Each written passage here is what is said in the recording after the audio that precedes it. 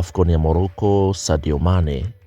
amerudi kambini Al Nassr na wachezaji wenzake kumpongeza kwa bashasha, huku Cristiano Ronaldo akiongoza wachezaji wa timu ya Al Nassr kumpongeza Sadio Mane kwa kile alichokifanya. La kumkatia keki ni pamoja na kula keki huko pamoja, huku wachezaji wenzao wakimshangilia. Lakini kilichotokea zaidi ni kile cha kocha wa timu ya Al Nassr kuonesha ishara ya kushika kichwa, kuonesha kwamba Sadio Mane ni mtu mwenye akili nyingi sana kwa kile kitendo ambacho alikifanya siku ya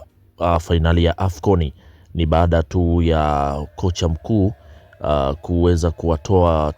wachezaji wa timu ya Senegali uwanjani baada ya kile kinachoonekana kwamba kunaonekana kuna dhulma inafanyika baina ya refa dhidi ya Senegali, na Sadio Mane kuingia kwenye chumba cha kubadilisha nguo na kuwarudisha wachezaji uwanjani, na hatimaye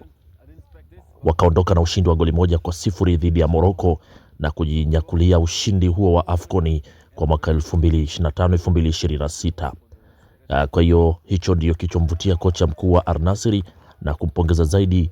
Sadio Mane kwa kile ambacho ameweza kukionyesha uwanjani, si tu uchezaji bali na akili nyingi ambayo aliweza kuonesha kwa wachezaji wenzie kwamba yeye ni mchezaji mkubwa, na ameweza kuonesha uchezaji wake na akili zake kufanikisha timu hiyo kuweza kuchukua ubingwa. Lakini pia mashabiki wa Al Nassr nao hawakuwa nyuma, walichora mchoro na kutengeneza mchoro, huku fataki zikiwa zinamkaribisha Sadio Mane katika uwanja wao wa nyumbani na kumpongeza kwa kile alichokipata na kukifanya kwenye timu yake ya taifa ya Senegali.